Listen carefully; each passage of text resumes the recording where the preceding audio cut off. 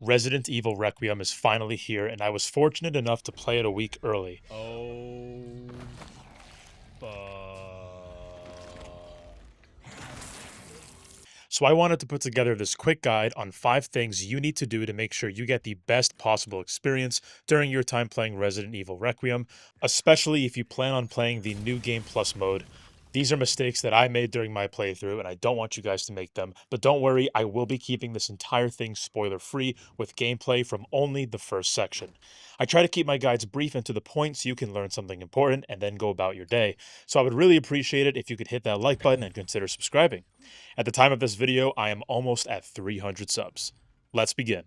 The first big mistake I think a lot of people might make is choosing to play modern instead of classic, especially people who might be newcomers to the series. I hesitated to play classic mainly because I wanted to make sure that I played the game in time for embargo coverage, but I ended up missing out on way more challenge rewards because of it. So guys, whether you're new or a returning veteran, I would play it in classic mode. See guys, here's the thing. There are challenges in the game that allow you to get completion points you can use to permanently unlock weapons, charms, gear, etc.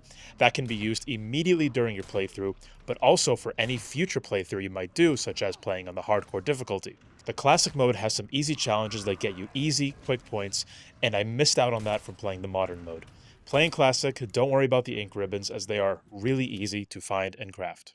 The second one pains me because it seems so obvious, but whatever you do, do not leave Rhodes Hill Chronic Care Center until you are absolutely positive you've got to each area, because there's an area in the mansion that I couldn't figure out how to get to, so I assumed it was somewhere I would visit later in the game, but nope.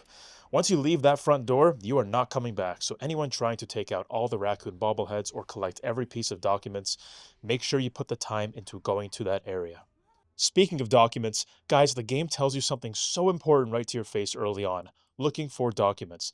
Gathering and reading documents not only provides important tidbits for the story and puzzles, but it also is a really important completion challenge during your first playthrough.